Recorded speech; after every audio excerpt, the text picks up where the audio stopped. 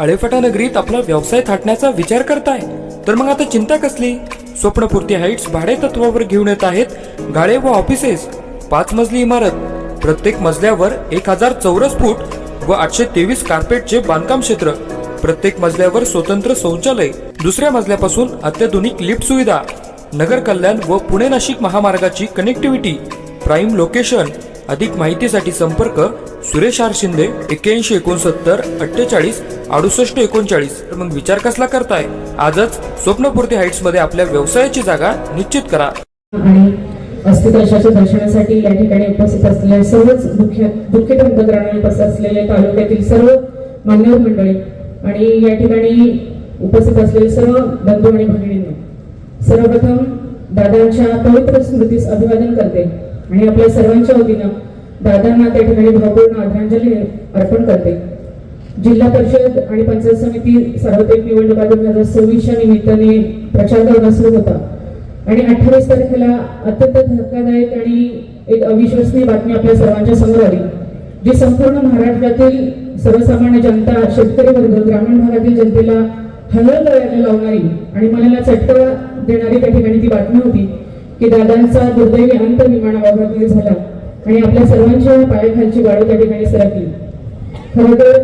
खरंच ही गोष्ट ही आता देखील या ठिकाणी आपण सर्वांनी ती व्हिडिओ क्लिप बघितली.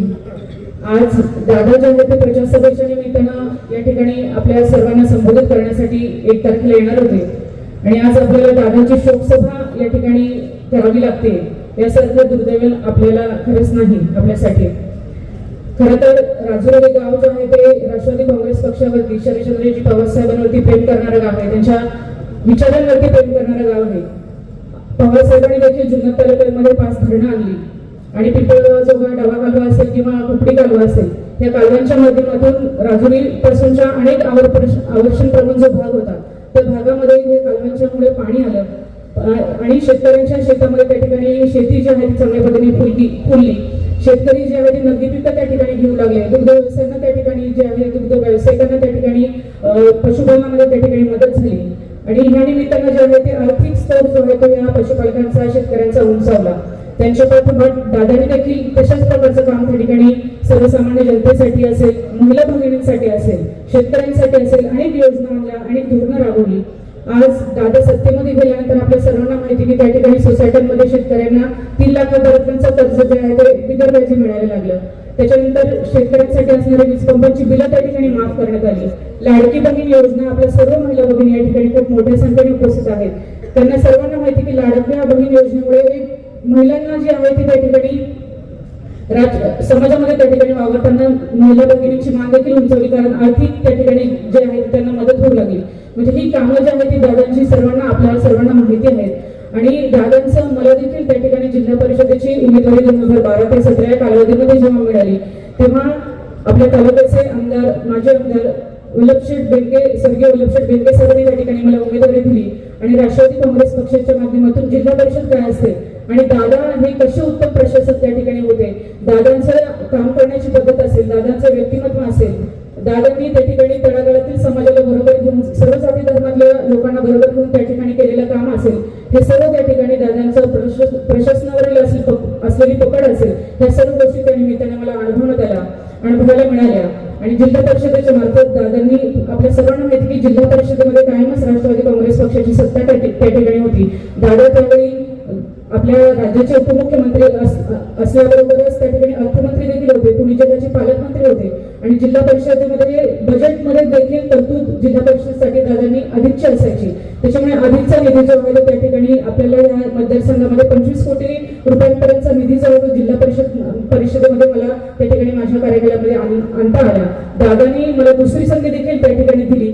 जिल्हा नियोजन समितीमध्ये सदस्यपद मला त्या ठिकाणी दादांमुळे मिळालं आणि त्याच्यामुळे त्या समित्यांमध्ये त्या ठिकाणी जेव्हा आमच्या मीटिंग व्हायच्या त्यावेळी खासदार पुणे जिल्ह्यातले असायचे, पुणे जिल्ह्यातले आमदार त्या ठिकाणी असायचे, प्रशासकीय अधिकारी असायचे आणि त्या ठिकाणी आपल्या या भागातल्या प्रश्नांना त्या ठिकाणी वाचा फोडण्यासाठी आणि त्या ठिकाणी आपले प्रश्न मांडण्यासाठी त्या ठिकाणी दादांनी खंबीरचं त्या ठिकाणी मार्गदर्शन आणि साथ दादांनी मला त्या ठिकाणी दिली.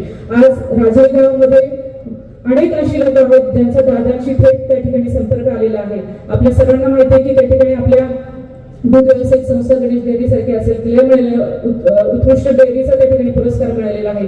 अनेक शेतकऱ्यांना त्या ठिकाणी कृषी निष्ठ पुरस्कार असेल, गोपालक पुरस्कार असेल, आदर्श शिक्षक पुरस्कार असेल, या सर्व पुरस्कारांच्या माध्यमातून अनेक जनतेशी जे आहे ते दादांचा त्या ठिकाणी थेट संपर्क आलेला आहे.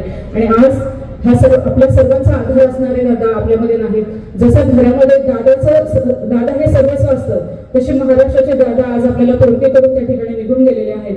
पण खरं तर आज त्या ठिकाणी ह्या निवडणुकांना सामोरे जात असताना 73 जिल्हा परिषद सदस्य जे आहेत ते पुणे जिल्ह्यामध्ये दादाने दिले आणि त्यापैकी मी एक आहे. आणि राजुरी वेल्हे जिल्हा परिषद गटामध्ये तो एक एबी फॉर्म जो आहे तो दादाने राजुरी गावामध्ये दिलेला आहे. याचा मला खरोखर अभिमान आहे. त्याच्यामुळे मग ही राष्ट्रवादी काँग्रेस पक्षाची विचारधारा आपल्याला पुढे नेण्यासाठी आणि राष्ट्रवादी काँग्रेस पक्षाचा आपल्याला तो विचार आणि ते नेतृत्व त्या ठिकाणी उभं राहण्यासाठी आपल्याला त्या ठिकाणी आम्ही ह्या राष्ट्रवादी काँग्रेस पक्ष अजितदादा पवार, शरदचंद्रजी पवार, त्याचप्रमाणे शिवसेना पक्ष उद्धव बाळासाहेब ठाकरे आणि RPI पक्ष आठवले गट ह्या पक्षांचे आघाडीचे उमेदवार म्हणून आम्ही तिन्ही उमेदवार या निवडणुकांना मी या जिल्हा परिषद गटामधून आणि वेल्हे सातारा पंचायत समिती गणातून पांडुरंग साळवे आणि अणे पंचायत समिती गणातून प्रदीप भाऊ आहेत. हे तिन्ही त्या निवडणुकांना सामोरे जात असताना मी तुमच्याकडून एकच कळकळीची विनंती करते की दादाने दिलेला हा शेवटचे आम्ही उमेदवार आहोत ही जाणीव आपल्या सर्वांना आहे. दादांचा आपल्या ग्रामीण भागावरती त्यांच्या कामांवरती, कारण दादांची सभा म्हटलं की दादांची सभा ऐकायला त्या ठिकाणी दादांची भाषा शैली, दादांचं भाषण हे ऐकायला ग्रामीण भागातील जनता नेहमीच त्या ठिकाणी आसुसलेली असायची. आणि आज ते दादा आपल्यामध्ये नाहीत, पण त्यांचा विचार, त्यांचा वसा या राष्ट्रवादी काँग्रेस पक्षाचा वसा वारसा हा सातत्याने आपल्या पाठीमागे आहे. त्याच्यामुळं मी जाता जाता एवढीच विनंती करते की तुमच्या सर्वांची ताकद आमच्या या तिन्ही उमेदवारांच्या पाठीमागे तुम्ही ठेवावी, तुमचा आशीर्वाद ठेवावा आणि येत्या 7 तारखेला घड्याळ चिन्हासमोरील बटन दाबून आम्हा तिन्ही उमेदवारांना तुम्ही प्रचंड मताधिक्याने विजय करावा, अशाच प्रकारची विनंती करून मी थांबते. धन्यवाद.